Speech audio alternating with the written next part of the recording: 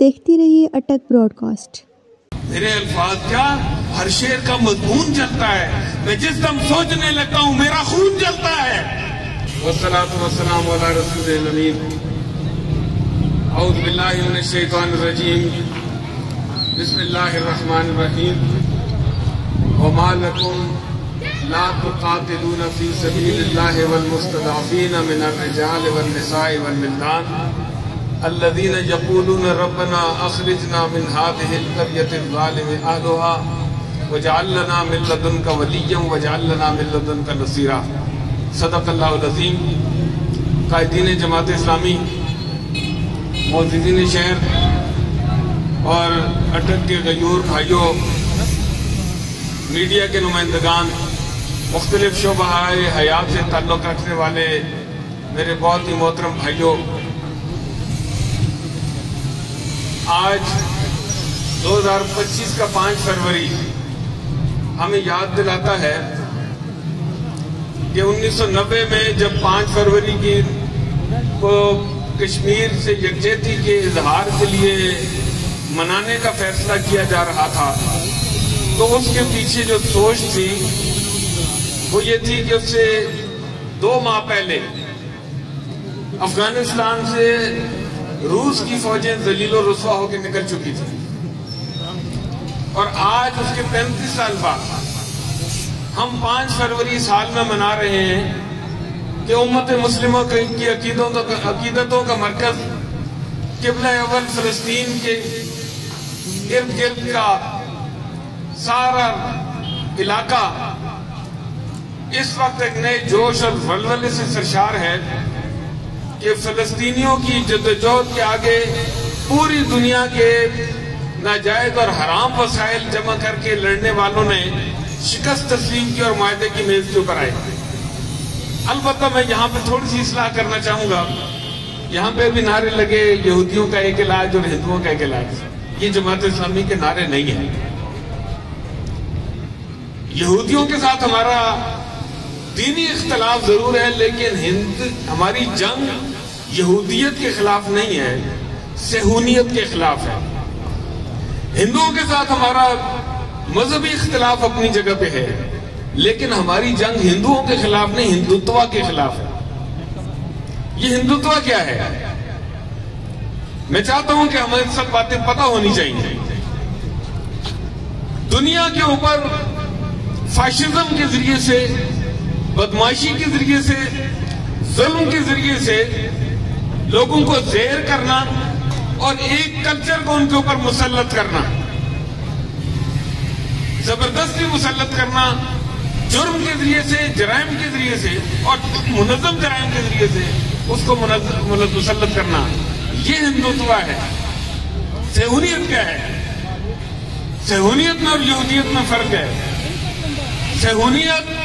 صہیونی وہ لوگ ہیں جو یہودیت کا نام استعمال کر کے پورے مشرق وسطی کے اوپر اپنا تسلط قائم کرنا چاہتے ہیں۔ یہ وہی لوگ ہیں جنہوں نے اسرائیل کو قائم کیا، اور یہ وہی لوگ ہیں جنہوں نے اسرائیل کے پارلیمنٹ کے ماتھے کے اوپر لکھا، اے اسرائیل تیری سرحد نیل سے فرات تک ہے۔ یہ صہیونیت ہے۔ ہمارا جھگڑا صہیونیت کے ساتھ ہے۔ یہودیت کو ہم دعوت دیں گے، یہودیوں کو ہم دعوت دیں گے کہ اللہ کا دین قبول کرو، لیکن صہیونیت کے ساتھ ہماری جنگ ہے۔ ہندوؤں کو ہم دعوت دیں گے کہ اللہ کا دین قبول کرو، لیکن نہیں قبول کرتے تو تم اپنے دین کے ساتھ رہ سکتے ہو، لیکن ہندوتوا کے ساتھ ہماری جنگ ہے۔ لیکن بدقسمتی یہ ہے کہ ہم نے سیاسی طور پر صہیونیت کو بھی قبول کیا ہوا ہے اور ہندوتوا کو بھی قبول کیا ہوا ہے۔ اس وقت ہمارا کلچر، اس وقت ہماری اقدار، اس وقت ہمارا سسٹم یہ صہیونیت اور ہندوتوا کے تحت اور اس سے مظلوم نظام ہے۔ اس لیے ان باتوں کو سمجھنے کی ضرورت ہے، اور میں جماعت اسلامی کا جو بیانیہ ہے، جماعت اسلامی کا جو موقف ہے، ایک ذمہ دار کی حیثیت سے آپ کے سامنے رکھنا میرا فرض ہے۔ لیکن یہاں پہ جس جذبے کے ساتھ آپ لوگ تشریف لائے ہیں، جس طرح ہمارے ذمہ داران نے اس کا اہتمام کیا ہے، اور جس طرح ہمارے صحافی بھائی کوریج کے لیے آئے ہیں، میں آپ سب کا شکریہ بھی ادا کرتا ہوں، آپ کو خراج تحسین بھی پیش کرتا ہوں۔ دیکھیں، اس وقت ہم جس حالت میں ہیں पूरी उम्मत मुस्लिमा, हमें एक दफा रुक कर सब लोगों को सोचना चाहिए, वो जिस शोबे से ताल्लुक रखते हो, जिस पेशे से ताल्लुक रखते हो, जिस कौम कबीले से ताल्लुक रखते हो, जिस बिरादरी से आपका ताल्लुक हो, जिस सियासी, हत्ता कि जिस सियासी प्लेटफॉर्म से आपका ताल्लुक हो, रुक कर एक दफा जरूर सोचें कि ये जो 5 फरवरी हम मनाते हैं, ये जो 5 अगस्त हम मनाते हैं, कश्मीर के नाम पर मनाते हैं, फलस्तीन के नाम पर बड़ी बड़ी रैलियां, और ऐसा नहीं है कि जमात इस्लामी की क़यादत ने ऐलान किया तो सिर्फ जमात इस्लामी के कारकुन उसमें आते हैं, ये पूरी उम्मत उसके अंदर शरीक होती है। बल्कि मैं उम्मत का लफ्ज अगर इस्तेमाल करूं तो उम्मत मुस्लिमा कहलाती है। पूरी पाकिस्तानी कौम जिसमें सब मज़ाहिब के लोग शामिल हैं, उन्होंने भी फलस्तीन के मामले में हमारा साथ दिया। हत्ता कि पाकिस्तान में रहने वाले हिंदू और सिख भी कश्मीर के मामले में पाकिस्तान की इस पॉलिसी के साथ है जो जमात इस्लामी की पॉलिसी। फलस्तीन के लिए आवाज उन लोगों ने भी उठाई जो यूरोप की यूनिवर्सिटी में पढ़ने वाले नौजवान बच्चे हैं, उनमें से किसी का मजहब ईसाइयत है, किसी का कोई मजहब नहीं है, हत्ता कि किसी का मजहब यहूदियत है। उन लोगों ने भी आपके हक में आवाज उठाई। इससे ये पता चलता है कि दुनिया में आप हक के ऊपर हैं, आपका पलड़ा भारी है, किसी टेबल के ऊपर आप अपनी टाक लूज नहीं कर सकते, आपका मौक़िफ़ कमजोर नहीं है। और कश्मीर के मामले में तो खास तौर पर मैं ये कहूंगा कि आपकी 1948 में जो जंग बंदी हुई थी वो वहीं पे कायम है, वो स्टैंड स्टिल है, वो सीज फायर है। और 3 किस्म की बाउंड्री है आपके भारत के साथ। एक इंटरनेशनल बाउंड्री है जो बहरा अरब से शुरू होकर पंजाब की हुदूद तक आती है, इसको इंटरनेशनल बाउंड्री कहते हैं। दूसरी वहां से आगे उस जगह तक आती है जहां मशरकी पंजाब खत्म होता है और मकबूजा कश्मीर शुरू हो जाता है, इस तरफ पाकिस्तान का इलाका है, इसको वर्किंग बाउंड्री कहते हैं। और तीसरी वो है जहां दोनों तरफ कश्मीर है, एक तरफ मकबूजा कश्मीर है, दूसरी तरफ आजाद कश्मीर है। ये लाइन ऑफ कंट्रोल है। ये 3 इंटरनेशनल बाउंड्रीज हैं आपकी। इसके आगे मजीद भी सेक्शनाइजेशन हुई है, लेकिन ये जो 3 बुनियादी 3 जो बड़ी तकसीमें हैं, ये लाइन ऑफ कंट्रोल बताती है कि मामलात अभी तक स्टैंड स्टिल हैं। ये ऐसी है जैसे अदालत किसी मामले पे किसी केस में स्टे दे देती है, और जब तक वो स्टे खत्म नहीं होता उस वहां काम नहीं शुरू हो सकता। आपने हिम्मत की, आपने जद्दोजहद की, और उसके आगे घुटने टेकते हुए भारत यूएनओ में चला गया, यूएनओ ने सीज फायर करवाया, और उस सीज फायर को जहां वो हुआ था वहीं पे कायम है। उसमें थोड़ी बहुत तब्दीली आपकी एक हुकूमत के गलत फैसले ने 1972 में करवाई, जब शिमला एग्रीमेंट के बाद डिमार्केशन नए सिरे से हुई और उसने थोड़े से हिस्से में तब्दीली हुई। लेकिन इसका मतलब यह है कि ये डिस्प्यूटेड एरिया है, ये मुतनाज़ इलाका है, इसका फैसला होना भी बाकी है। और इसका फैसला सच्ची बात यह है कि अब न करारदादों से होगा, न सिर्फ दिन मनाने से होगा, न मजम्मत से होगा, न इखलाकी मदद से होगा, न बयानात से होगा, न स्टेटमेंट से होगा, न स्टेट ऑफ द यूनियन खिताब से होगा, न कश्मीर असेंबली के सामने जाके तकरीर करने से होगा। इसका फैसला डंडे से होगा, ताकत से होगा, जिहाद से होगा और ऐलान जंग से होगा।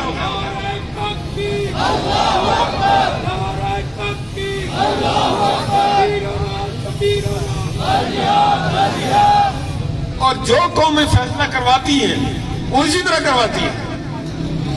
सूडान एक उभरती इस्लामी कुव्वत थी, उसको तोड़ने के लिए जनूबी सूडान को अलग करने के लिए डंडा इस्तेमाल किया गया। इंडोनेशिया उम्मत मुस्लिमा का सबसे बड़ी आबादी वाला मुल्क था मुसलमानों का, उसको मशरिकी तिमूर को उससे अलग करवाया गया, डंडे के जोर से करवाया गया, ताकत के जोर से करवाया गया। फलस्तीन के ऊपर जो कब्जा किया गया, हमें लोग कहते हैं जी कि ये तो हमास ने बड़ी गलती की। जिन लोगों ने मुसलसल इंक्रोचमेंट की और जो आपके हामी थे, गलती कहने वालों सुनो, जो तुम्हारे हामी थे, जो तुम्हारी बातों में आ गए थे, उन्होंने उनके साथ वायदे किए और इंक्रोचमेंट से वो भी नहीं बचे। کوئی دن نہیں جب ان کے کوئی مکان گرائے نہ جاتے اور اسرائیلی توسیع نہ کرتے ہوں. ڈنڈے کے زور سے یہ سب کچھ کیا جا رہا ہے. آپ کو تو اللہ نے جہاد کا حکم دیا ہے. آپ کے پاس تو طاقت اصول کی بنیاد پر ہے. آپ کو تو آداب بھی سکھائے گئے ہیں. آپ کو تو یہ تو عام سی بات تھی کہ کسی کمزور پہ ہاتھ نہیں ڈالنا. حتیٰ کہ لڑتا ہوا شخص بھی کہے میں اب نہیں لڑتا تو اس پہ بھی ہاتھ نہیں ڈالنا. اس سے بھی آگے بڑھ کے کہا گیا کہ ان کے کنووں کو ضائع نہ کرو, ان کی نہروں کو خراب نہ کرو, ان کے درختوں کو مت کاٹو.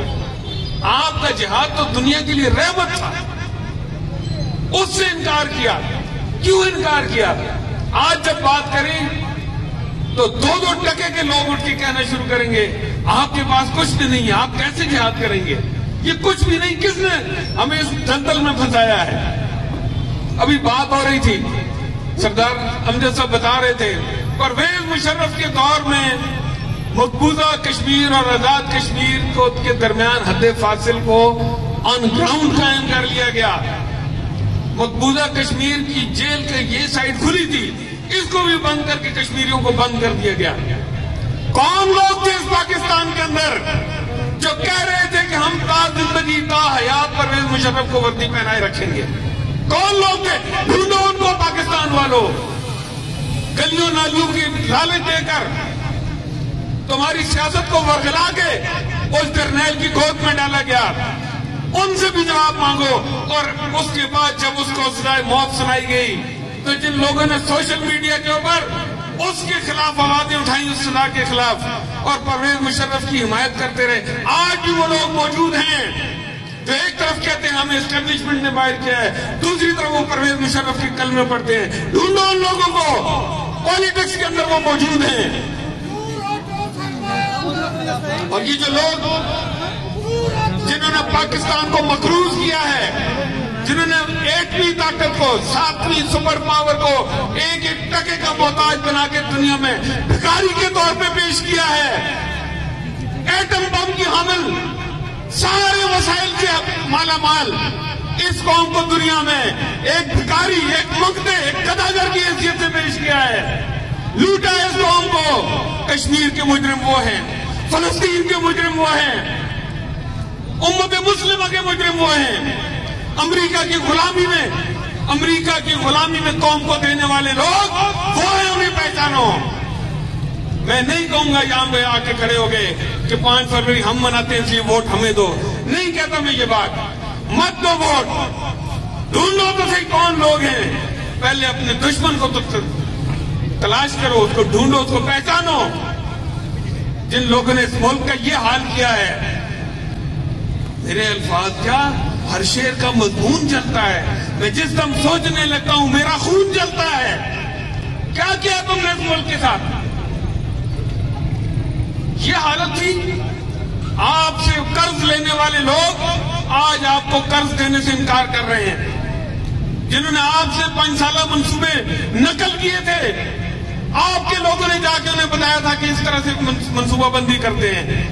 آج وہ دنیا کی سپر پاورز بن گئے اور آپ ان کے سامنے منگتے بن کے جاتے ہیں, بھکاری بن کے جاتے ہیں. اس ملک کا یہ حال ویسے نہیں ہو گیا. لیکن میں آپ سے یہ عرض کرتا ہوں, میں نے کہا تھا کہ پاکستانی قوم کو ایک دفعہ رک کر, پوری قوم کو ایک دفعہ رک کے سوچنا پڑے گا کہ ہمارا رخ کون سا ہے, ہم کن لوگوں کے ساتھ چل رہے ہیں. اس کو ذرا اس سائڈ کو ذرا اوپر کریں گے. یہ 2 تصویریں آپ کے سامنے, اس سائڈ کو ذرا اوپر کریں. یہ 2 تصویریں آپ کے سامنے ہیں. ادھر سامنے آ جائیں. یہ سید علی گیلانی کی, چلیں ان 2 تصویروں پر. سید علی گیلانی اور برہان وانی, یہ بزرگوں کے بھی لیڈر ہیں, یہ نوجوانوں کے بھی لیڈر ہیں. کہاں ڈھونڈ رہے ہو؟ اور ایک بچہ دوسرے سے کہہ رہا تھا, میں تو حیران, اپنے کانوں میں حیران رہ گیا کہ میں نے کیا سنا. بچہ کھیلتے ہوئے دوسرے بچے سے کہہ رہا تھا, مجھ پہ وشواس رکھو, میں تمہارے پورے پریوار کی سرکشا کر سکتا ہوں. یہ ہندوتوا نے آپ کے بچوں کو فلموں اور کارٹونز نے کیا سکھا دیا ہے. آپ کے لیڈر یہ لوگ تھے, یہ برہان وانی, یہ سید علی گیلانی آپ کے لیڈر کون ہیں؟ شیخ احمد یاسین، عبدالعزیز رنتیسی، عز الدین القسام، یحییٰ سنوار، اسماعیل ہانیہ، خالد مشعل، حسن نصر اللہ، آپ کے یہ لیڈر تھے. آپ کن چکروں میں پڑ گئے ہیں؟ آپ کو تو لیڈر کی انگلش اچھی لگتی ہے، آپ کو لیڈر کے جوتے اچھے لگتے ہیں اور اس کی شکل کے قصیدے پڑھے جاتے ہیں، کسی کو ہینڈسم بنایا جاتا ہے اور کسی کے چھوٹے موٹے کیے ہوئے کاموں کو امت مسلمہ کے نشان منزل قرار دیا جاتا ہے. خدا کے بندو، دنیا میں عزت کے ساتھ جینا ہے، اپنے نظریے کے ساتھ جینا ہے. جس کے لیے اٹھتے ہو، صبح اٹھتے ہو تو کہتے ہو الحمدللہ الذی احیانا بعد ما اماتنا والیہ النشور. میں تعریف کرتا ہوں اس رب کی جس نے مجھے مرے ہوئے کو دوبارہ اٹھایا اور میں نے اسی کی طرف لوٹ کے جانا ہے. جب اس کی طرف لوٹ کے جانا ہے، رات کی تھوڑی سی نیند کو بھی موت قرار دیتے ہو. بتانا یہ ہے، سکھانا یہ تھا آپ کے نبی نے آپ کو کہ یہ جو زندگی ہے یہ اتنی سی ہے. تم رات کو سوئے اور صبح اٹھے، ایک دن مریں گے اور صبح اٹھیں گے، قیامت ہوگی. تو اس چھوٹی سی زندگی میں میری گلی بن جائے، میری نالی پک جائے، تیری دیوار سے اونچی میری دیوار بنے. اور اس کے لیے جھوٹے لوگوں کو، چور چکوں کو، 2 نمبر لوگوں کو، بدنام لوگوں کو، بدنام زمانوں لوگوں کو اپنے گلے کا ہار بنا دیا، اپنا لیڈر بنا دیا، بلکہ میں کہوں گا دنیا اور آخرت میں اپنی ہار بنا لیا. اس لیے ایک نوجوان کہہ رہا تھا کسی مسئلہ تو حل ہو گیا ہے، راضی نامہ ہو گیا ہے، معاہدہ ہو گیا ہے، تو اب تو بائیکاٹ ختم ہونا چاہیے. کیوں ختم ہونا چاہیے؟ آپ کے ملک کو ضرورت نہیں ہے کہ یہاں کے لوگ یہاں کی چیزیں استعمال کریں، یہاں کی انڈسٹری اٹھے. میں تو کہتا ہوں صرف اسرائیل اور امریکہ کی نہیں، بھارت کی چیزوں کا بھی بائیکاٹ کریں. جب ایک اکانومی، ایک ملک اپنی اکانومی کی بنیاد کے اوپر، اپنے مال کی بنیاد پر، اپنی طاقت کی بنیاد پر، معاشی قوت کی بنیاد پر آپ کے اوپر ظلم ڈھا رہا ہے، تو پھر طریقہ تو یہی ہے. آپ کی فوجیں اگر نہیں اٹھتی، انہوں نے تو کہا ہے کہ پرائیویٹ جہاد آپ نے نہیں کرنا، سرکاری جہاد ہم نے نہیں کرنا. وہ کسی نے شاعر نے کہا تھا بڑی مزے کی بات، وہ اپنا کام کرتے ہیں، ہم اپنا کام کرتے ہیں. وہ کچھ نہیں کرتے اور ہم آرام کرتے ہیں. پرائیویٹ جہاد تو ہم نے نہیں کرنا، سرکاری ہم نے نہیں کرنا. تو پھر مرزا قادیانی سے کیا اختلاف ہے؟ اس نے ختم نبوت کا دعویٰ اس سے اسی لیے تو کروایا گیا تھا کہ جہاد کو ختم کرنا تھا. میرے بھائیوں، آج ہمارے لیے آزمائش کا وقت ہے کہ دنیا میں اونچ نیچ آتی رہے گی، معاہدے بھی ہوں گے، جنگ بھی ہوگی، لیکن اپنے نظریے کو پہچاننا ہے. اور ہمارا نظریہ یہ ہے کہ دنیا کے اوپر اللہ تعالیٰ کا دین غالب ہو، اور اللہ کا دین غالب ہوگا، یہ اس کا حکم بھی ہے، اس کے نبی کی بشارت بھی ہے. اور یہ ختم نبوت کا تقاضا ہے کہ امت مسلمہ اس پرچم کو لے کے اٹھے، نبی کے پرچم کو لے کے اٹھے. اللہ کے نبی صلی اللہ علیہ وسلم نے اپنی نبوت کے خاتمے کا ہمیں سبق یہ سکھایا ہے کہ جو مشن میں لے کے آیا تھا دنیا میں، وہ تمہارا مشن ہے. تو میرے نمائندے بن کے پوری دنیا کے اندر جاؤ گے، لیکن نبی کے مشن کو قائم کرنے کے لیے ملک کے اندر اقتدار کو ٹھیک ہاتھوں کے اندر، اللہ کے دین کے حامل ہاتھوں کے اندر ہونا چاہیے.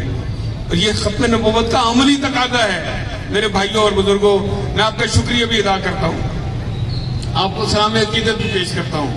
اور یہ بات سوچ لیں، یہیں بیٹھے بیٹھے سوچ لیں، واپسی پہ سفر میں بھی سوچ لیں، آپ کا گھر قریب ہے تو تب بھی قریب جاتے ہوئے سوچ لیں کہ آپ اللہ کے راستے میں نکلے تھے، اس کے دین کی خاطر نکلے تھے، اس کی مخلوق کی خاطر نکلے تھے، اس کے نبی کی امت کی خاطر نکلے تھے.